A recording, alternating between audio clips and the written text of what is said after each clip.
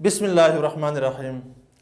کل کا دن مسلمانوں کے لیے انتہائی اذیتناک اور شرمناک دن تھا کہ بھارت کی انتہائی تاریخی مسجد بابری مسجد کو ہندوؤں نے منہدم کر کے اس پر ایک مندر تعمیر کر دی اور کل اس کا باقاعدہ افتتاح ہو گیا۔ انا للہ و انا الیہ راجعون۔ آئیے بابری مسجد کے تاریخی پس منظر کے بارے میں جانتے ہیں۔ مغل بادشاہ ظہیر الدین بابر نے سن 1525 میں پانی پت کے میدان میں ابراہیم لودھی کو شکست دے کر ہندوستان میں مغلیہ حکومت کی بنیاد رکھ دی۔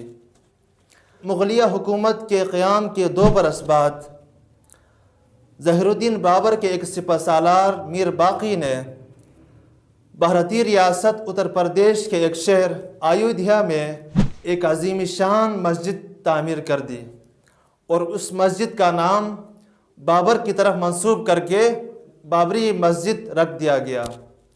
یہ مسجد اتر پردیش کے بڑی مساجد میں سے ایک مسجد تھی۔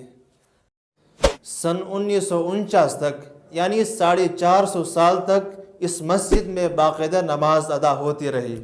تاہم ہندوؤں کا یہ دعویٰ تھا کہ ایودھیا میں بھگوان رام کی پیدائش کی جگہ جو مندر تھا اس کو مسلمانوں نے منہدم کر کے وہاں مسجد تعمیر کر دی گئی ہے۔ پہلی بار سن 1834 اور سن 1835 کے درمیان یہ تنازع ابھر کر سامنے آیا۔ ہندوستان کے آزاد ہوتے ہی 2 سال بعد یعنی 1949 میں ہندوستانی حکومت نے اس مسجد کو بند کر دیا گیا۔ اسی طرح 40 سال تک یہ سلسلہ چلتا رہا۔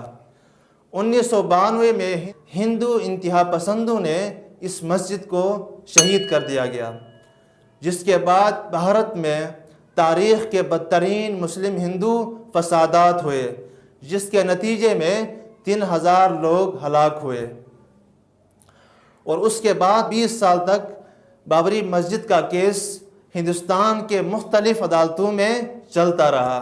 9 نومبر 2019 کو بھارتی سپریم کورٹ نے ہندوؤں کے حق میں اپنا حتمی فیصلہ سنا دیا۔